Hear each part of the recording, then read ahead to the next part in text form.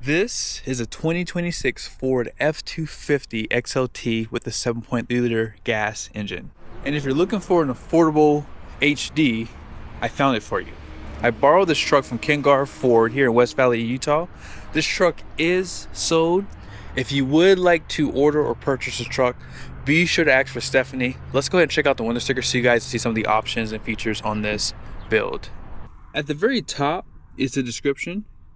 Oxford white is the color, and then this is a short listing of the standard features. Be sure to pause to see more. Now, starting off the options is the 7.3 liter for $1,500. This one also has the all-terrain tires with the 373 locker. All-weather mats XLT premium package is now available with this XLT without having to get blackout. Also, this one has FX4, platform running boards, back glass defrost is $60. I like that they give that to you as a separate item. Upfitter switches, dual alternators, and then base price comes in at $56,500. This one has a destination charge of $21.95 for a total price of $67,130. Nearly $70,000 for a gas HD. I get it. I know someone's going to say it. It's a lot of money. But remember, this is the best gas engine on the market today. And one thing I'll say about this truck too is if you want to save the money, you could skip the 7.3 and that premium package. I mean, that's over $5,000 right there. And you can get the truck closer to around 60 grand and negotiate from there. Now, with that being said, let's go over what that premium package gives just in case you missed my last video. First thing and foremost, if you want to get that package, it does require the privacy glass with defrost or the power sliding window with privacy glass and defrost. So you have to get one of those packages basically. Now, it does give you the higher gross vehicle weight rating. 360 camera comes part of the premium package. Body color door handles, so you would probably have black plastic. Bright chrome grille with the chrome inserts. LED bed lighting. LED center high mount stoplight, which is nice. I'll show it to you here in a second. Fog lights and headlights LED. Automatic high beams, blind spot, heated front seats. So this is a good package. You can get the self-dimming rear view mirror.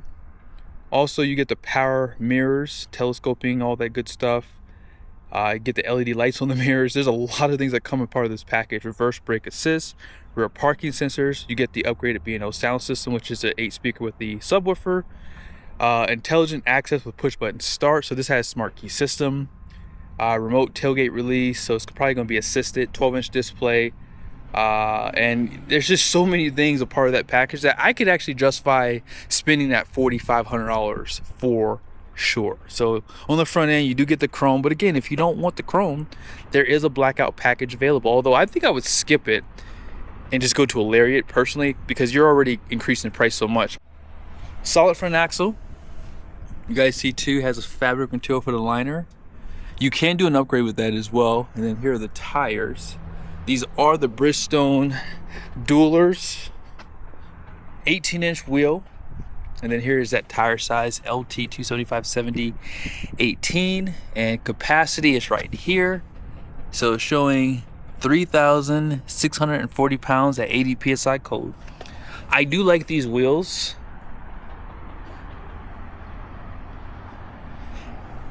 And I like the work truck white. I know some people complain about white trucks, but I still will buy a white truck without even thinking about it. Here's some of those lights that I mentioned earlier. Turn signals right there. Blind spot alert. And this top mirror should still be heated. I don't know if you guys saw the camera on the front end, but this does have 360.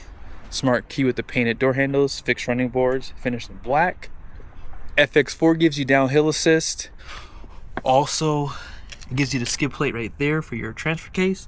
And for that 34-gallon fuel tank, if you get the long bed, it would get the 48-gallon even with the gas engine. So just consider that. This says here you can get up to E15 too.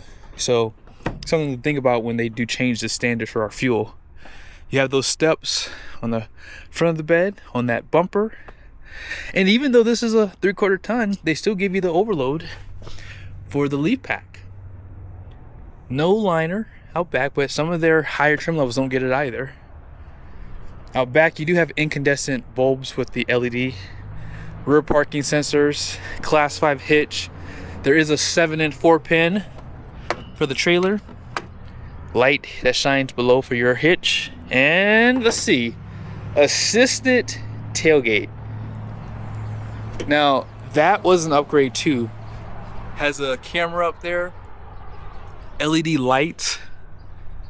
This one does not have the fifth wheel prep package, but those bed lights were an option. So there's a lot of stuff that comes as an option. The only thing it's missing, in my opinion, is getting that 430 rear. Here is the spare tire. I like how nice these trucks look when they're brand new. This is a work truck, so I'm sure it's gonna get all beaten up in the future. Let's go ahead and check how much space you have under the hood. Back in 2023, Ford redesigned the Super Duty. And the only way you can get the 6.8 liter gas engine was if you got an XL model. But back in 25 and for 26, Ford decided to lower the price of the XLT and the Lariat. Kind of. What they did was they made the 7.3 an option for both trims, and they made four-wheel drive an option, whereas those things were actually standard for 2023 and 2024 models. So now when you spec out a Ford, when you see the base price, it does look cheaper. However, if you want the 7.3 and four-wheel drive, then yeah, it's going to be more expensive than it was back in those years. Now with that being said, obviously the 7.3 is $1,500 option, as you just saw. That's not a big price increase because you do get more horsepower and torque out of this configuration. And they did make some updates to like the piston rings and the water pump. Now I will say, I think they did do some updates to help with the cam and lifter issues that these engines were having too, but 430 horsepower, that does come on around 5,500 RPM, and then 485 pound-feet of torque comes on around 4,000. Push rod design, port injection, which I love, and you don't have to run premium, but if you read the owner's manual, Ford does say you need to run the premium fuel, unfortunately. That's if you want those horsepower and torque numbers. Now, what's found behind the 7.3 is very, very interesting. I know it's confusing for some people. It was confusing for me too. If you get an F250, you have the 10R100, okay? If you get the F350 with the 7.3, it would give you the 10R140. Now, I know some people might complain about the 10R100, and that's probably because they haven't driven them back to back. I think that was a smart thing to do if you're getting a 3/4 ton, because most people buying these trucks probably don't even plan on towing. So I think that the 10R100 does perform better unloaded. So if you do a lot of unloaded driving, this is the perfect truck to buy.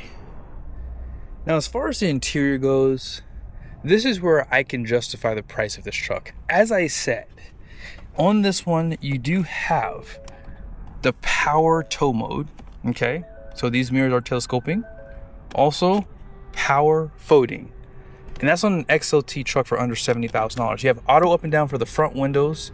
And I would say that they give you decent trimming for the truck. The only thing I don't like is just the seat material. This looks like a work truck to me. And I think at this price point, they could do something a little bit better.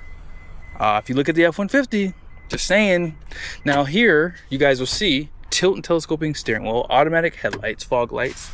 You guys saw the lighting, electronic parking brake, and then this one does have the optional all-weather form mats. Now you do have a manual seat back, but you do have power for the seat bottom and power lumbar support.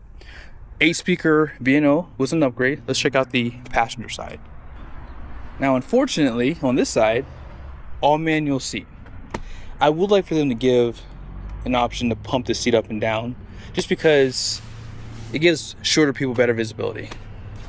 Grab handle right there. You do upgrade to a cover from the XL. You have open storage up here on that model. And then here's your glove box.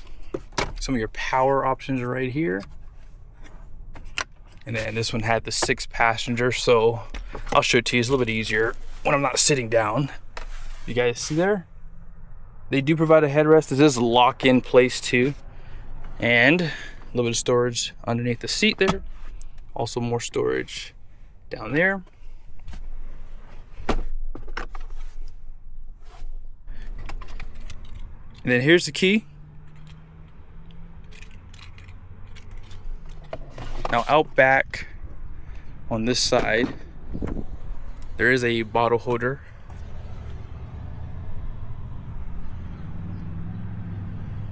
Flat floor surface. Cup holders there. By the way, I just noticed this too.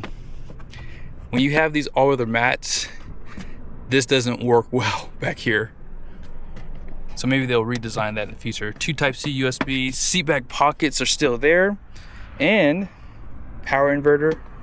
Love the 60/40 bench, and if you don't know, bottleneck jack is back here behind the seat. I always forget to show that, because sometimes I forget. Let's go ahead and jump back over to the driver's seat. Push button start. 360 camera. Also, bed view. Heated front seats. Single climate control, however. This truck comes pretty loaded now. Rear parking sensors on this one. So yeah, it does come pretty well equipped. Has all the nice features that you would like to see. Now the vanity does not have lights, but they do give you one on both sides. You also have the 12-inch screen here, which I do like. A lot of great information if you want to see the gauges. Shows you some of the temperatures. The elevation shows under the compass there. Let's go ahead and take this truck for a quick drive. I think that we owe it to ourselves to drive this truck. I figured we go ahead and drive another F250 with the 7.3 since the other one was sold. But yeah, this truck here, if you're looking for an affordable pickup that can tow heavy, you'll see the tow numbers here in a minute. This is the truck you really should be looking at. I think a lot of people skip over the gas engines because they like the idea of that extra torque, and I don't blame them. The torque from the diesels is hard to overlook, but because you can get the 430 rear with this truck, that's probably how I would build it, because I would probably run a taller tire, so I don't want to change the gearing too much since this has a 373. But you guys see right here,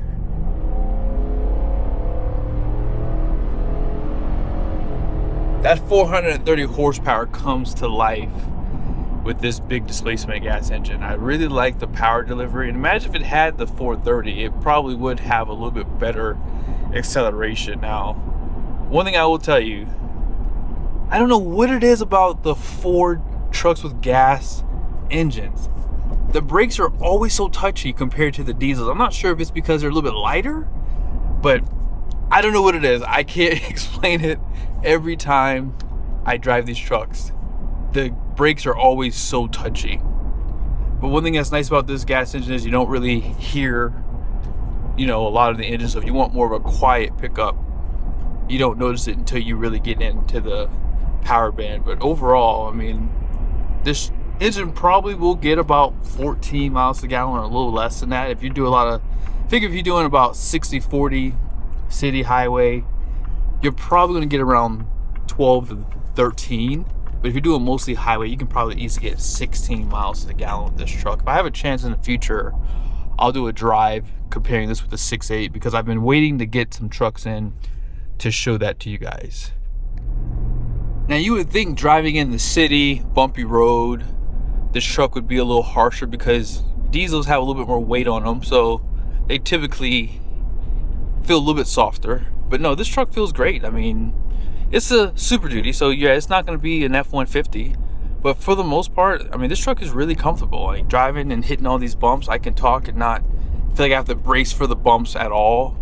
I would like to see a different interior. Like I said, this is just the only negative thing about the XLT. They don't really give it the nice interiors that the F-150 XLTs have. I mean, just a black interior, even if it was an option, I would like to see that versus this work truck gray.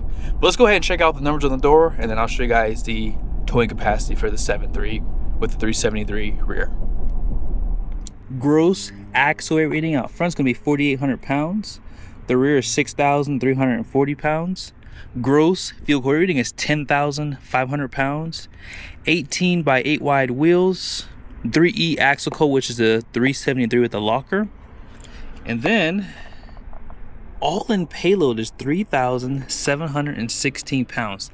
That's a lot of payload for a 3/4 ton. And you guys see the tire pressure. This is why you buy 3/4 ton. You can run that tire pressure significantly lower without having to do something aftermarket. So 60 out front, 65 in the rear. I hope you guys enjoyed this video. For affordability, this is a really nice truck.